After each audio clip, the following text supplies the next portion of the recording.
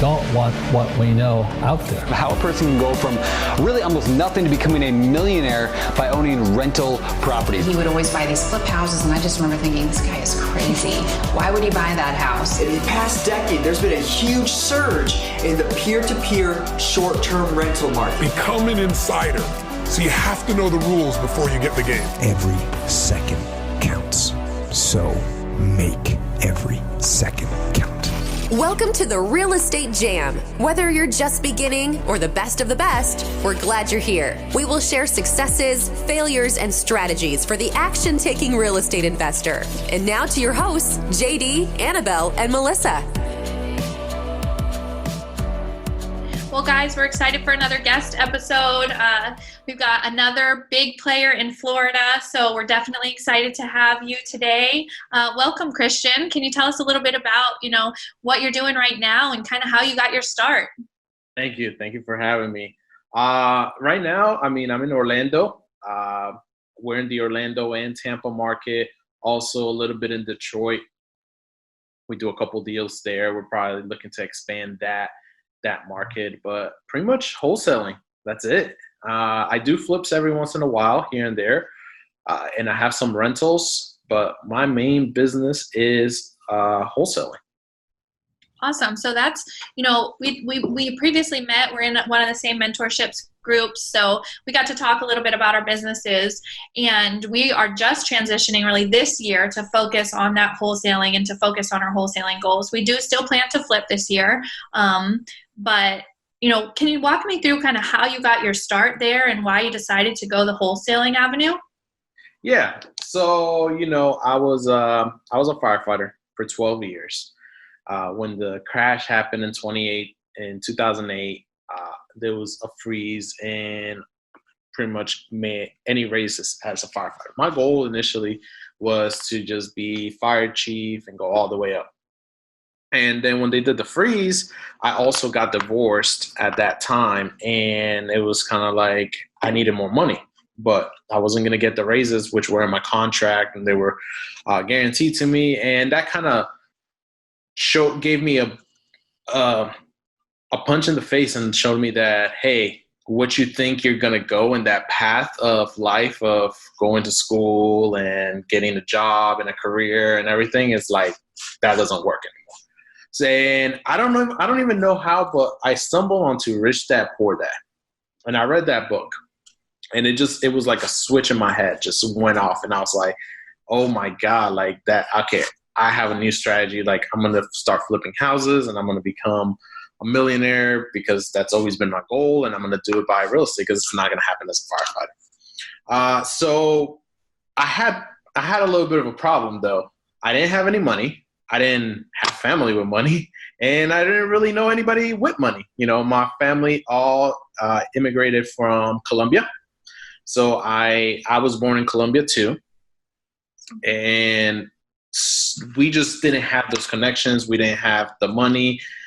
We didn't have family members or acquaintances that had any that could teach me or mentor me or anything. So it took me 2 years to get my first deal, just because it was just constant trying, figure out different ways to generate more income so that I could flip a house. Initially, it was about I wanted to flip.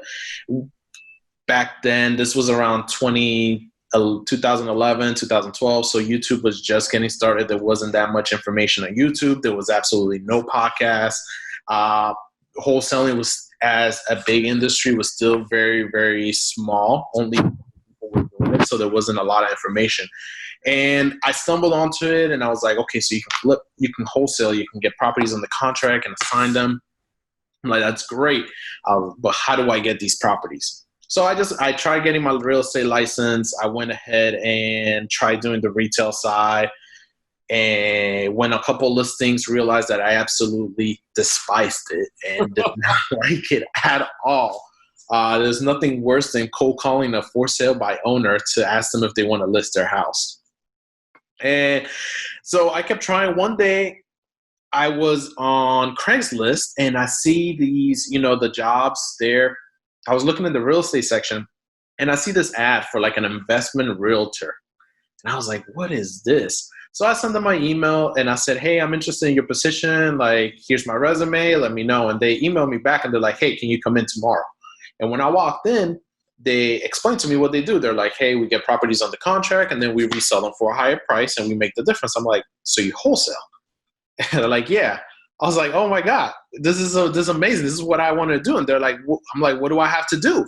They're like, oh, well, we have all these bandit signs out here. You'll start on the disposition side and you just have to go place them outside everywhere for the properties we have on the contract and find buyers. And I'm like, that's it? And they're like, yeah. And you get a commission off of it. I'm like, cool. When can I start? And so I started that and I just literally I worked 2 days a week at the fire department. And I just went crazy. I was just putting out 100 bandit signs a day was my goal. Wow. So my wife, who was my girlfriend at the time, like she was like, we would go out at 3:00 in the morning and she would be driving and I would just cop out, put the signs out, hop out, put the signs, come back, go to sleep, wake up, go into the office, make more signs, go out, put them out during the day. Like it was just, I was like, if you're telling me I just got to put these signs out, answer these phone calls and these buyers will buy, I'm going to do it. And I did it. It took me a month to get my first deal. And then 2 weeks later, I sold 2 deals and it was over at that point. They moved me over to acquisitions really quickly and I started acquiring off the MLS. So I was just sending out offers to MLS agents. And in my first year, I made $110,000 just in commissions. And I was hooked. Yeah. Then as the market started changing, I wanted to do different things and start doing off market. They didn't do any off market, no direct mail. So I went through Sean Terry's training program. I paid for his program, learned how to do direct mail, but I still, was doing direct mail on my own. And I didn't have a lot of extra capital consistently to be able to just drop 10, 20,000 mail pieces a month. So what I actually ended up doing was I ended up doing the postcards myself. So I would go and buy the paper from Office Depot and we would cut them up and it would be like a normal size postcard and I would mail merge it with Word and Excel and print them out. And so me and my wife would just be there printing out all these postcards and we'd be sticking all the little the postage on it and I would be sending it out. I got my first deal, sold it, made $20,000 and I was like, this is awesome. So at that point, I met my other partners. We broke off and left the company that we were with, and we started our business straight off direct mail. At this point, we were able to get our own mail house and different things. So we were doing direct mail, we were doing PPC, and we started doing about 2 deals every month consistently. And we didn't take any profits for about 8 months from the business. We literally just reinvested every single dollar that came into the business back into marketing. And we just grew marketing as much as we could. We found a realtor that we knew that had kind of helped us out. She came on board as our acquisitions agent. I had another guy who had worked for me and he was dropping signs. He came on board as a dispositions agent. My other partner helped with the dispositions. I kind of ran the operations. So that was our team when we started, and we just kept reinvesting as much as we could back into the business. In our first year, we did $300,000 in revenue. That was in 2017. Then in 2018, we went all the way and we did $1.4 million in revenue, just by scaling as much as we could. So then it just became more about systems, different things that we could do, processes. And then in 2019, I was ready to just go crazy. And December of 2018, my top acquisitions, the same girl that had started with me, she walks in and she's like, I noticed that she was kind of like doing things on the side. You start getting the feeling of your people that are like, they're just not producing as much. I'm like, something's going on. So we actually implemented a non-compete. And so we said, everybody has to sign a non-compete, and she refused to sign it. So I told her, if you're not going to sign it, then you got to go. So she left. And about 2 days later, my other acquisitions guy, he comes in and he's like, I'm leaving. I want to do this on my own. I'm like, okay. So starting 2019, I have no acquisitions team, which was, yeah, that in itself was insane. So 2019 was pretty much rebuilding the whole year that we just spent just learning how to hire personnel. I kept hiring people. I thought I hired right salespeople, ended up not hiring the right salespeople. It made me realize that there is different types of salespeople that you can have for this business, and you need to hire the right one. And so towards the end of 2019, I hired a whole new team, and now we're doing this month alone. We've acquired 292,000. We've sold 170,000 of it. We still have another 120 to sell on the board. So my team is absolutely killing it right now. Awesome. And you were able to rebuild and make a new team, which is just proof that you just keep on going. Yeah. I mean, it wasn't easy. It was stressful. It was tough, but I knew what the mistake was, and I knew what I needed to fix. And so it was just making different changes and applying it, and actually training your people and making sure that they were the right fit. And that's one of the biggest things that I learned, is to make sure that you have the right person. Yeah. So one of the questions that we get a lot, and obviously you're a great example because you did scale so fast, even if you learned, a lot of lessons from it, is why do you choose to pay for your mentorship? And, how do you think that makes your business better? So kind of wrapping up, maybe to the beginner who is not sure if they should invest in themselves yet, if they're not sure if they should, not any specific course, but if they're not sure that they should, push for some paid mentorship. I know JD he likes to definitely advocate. There's a difference, right, JD, between...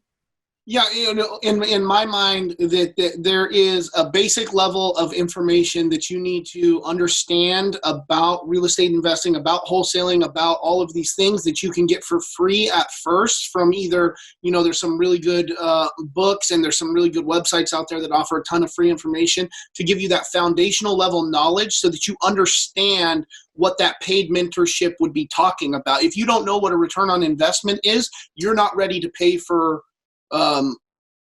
mentorship. If you don't know what ROI is, you probably shouldn't be looking into paid mentorship, spending thousands and thousands of dollars when you can have that base level. And then at that point, where you're starting to look into doing deals and stuff, I think that then you can go into your paid mentorship. But I guess what is that level for you, or what do you think that level is, and how would you describe that to maybe new people? How do they know when it's time to start investing in yourself?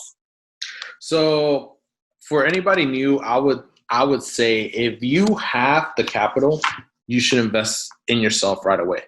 It should be the very first investment that you make, because a good mentor is going to greatly reduce that learning curve. So remember, I said it took me 2 years to figure out how to get to it, because I didn't have anybody that I could ask questions.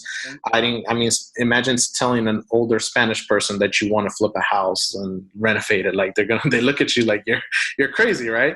One time I went to my grandfather and I was like, hey, can you take a line of equity out? I'll pay for it every month, and I can flip a house.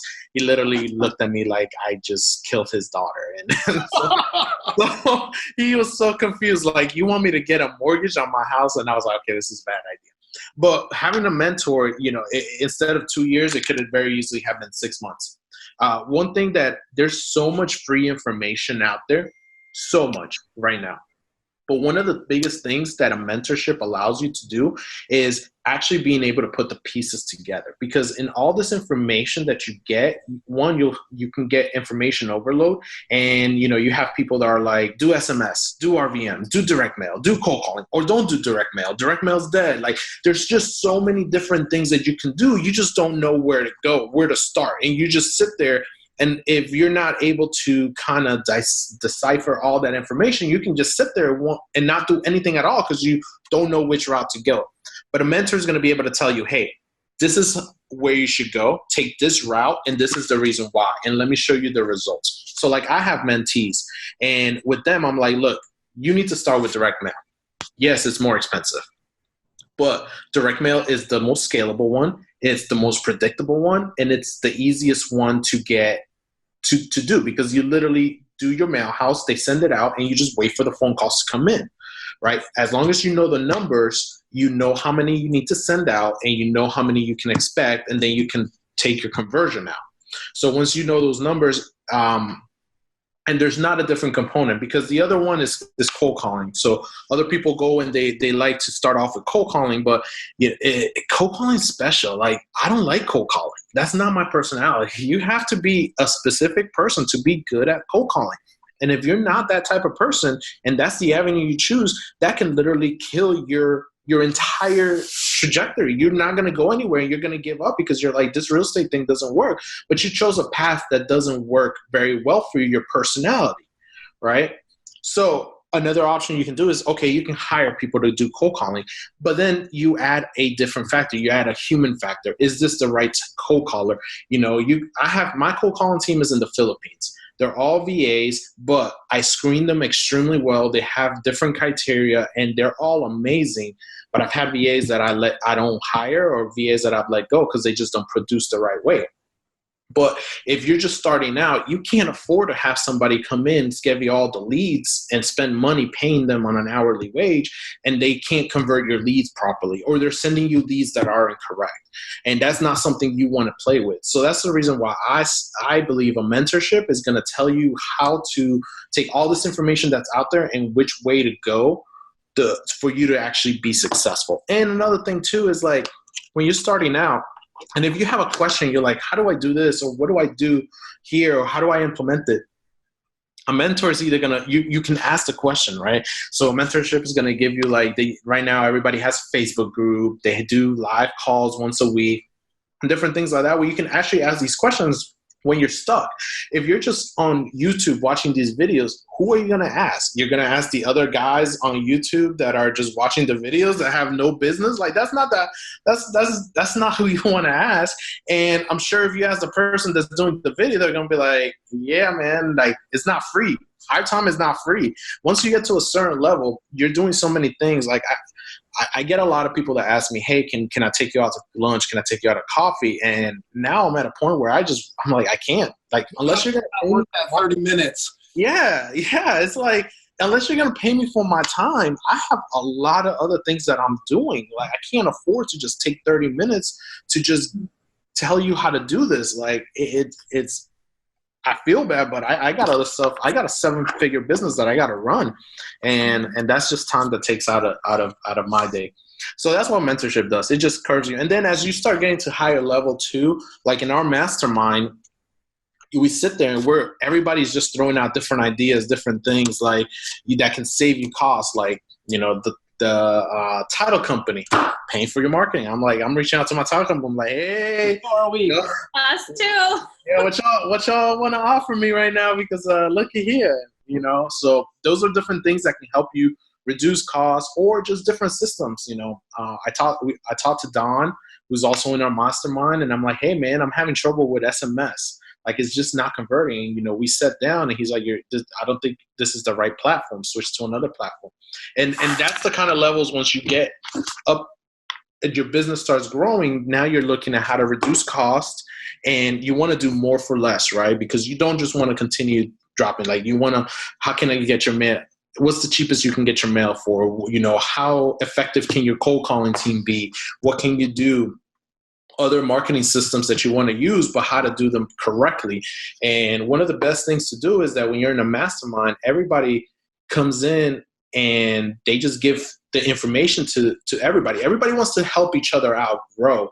And that's one of the best things about a mentorship, is that you become part of this group that wants to help each other out. Yeah, that was good info. I know we're on a time now, but I would hope maybe in the future, I would love to have you come back and talk to all of us about closing on the phone. Oh yeah, that's the only way my team closes. My team doesn't go on appointments. We don't have time to go on appointments. And if they do go out to see a house, it's only in Orlando, it's not in Tampa, and it's literally just to get a contract signed. They're like, hey, I'm just gonna go out there and get the contract signed. That's it. All right, guys. Well, you heard it. So once you got some mentors lined up, and once your systems are flowing, stay tuned because we'll have Christian on again, and we'll talk about closing over the phone and skipping those tedious appointments. Yes. Christian, we're so grateful for your time. Thank you for everything you shared today. We're going to visit you later this year, so we're looking forward to visiting you there. And thanks again. Thanks, guys. Thank you for listening to the Real Estate Jam. Thank you. Thank you. Thank you, thank you, thank you for all you do. We hope you enjoyed today's episode. For more information and updates, check out our website, shorefrontrestorations.com, or find us on Instagram, Facebook, and LinkedIn at Shorefront Restorations. If you have any questions, feel free to drop us an email at info@shorefrontrestorations.com. See you next episode.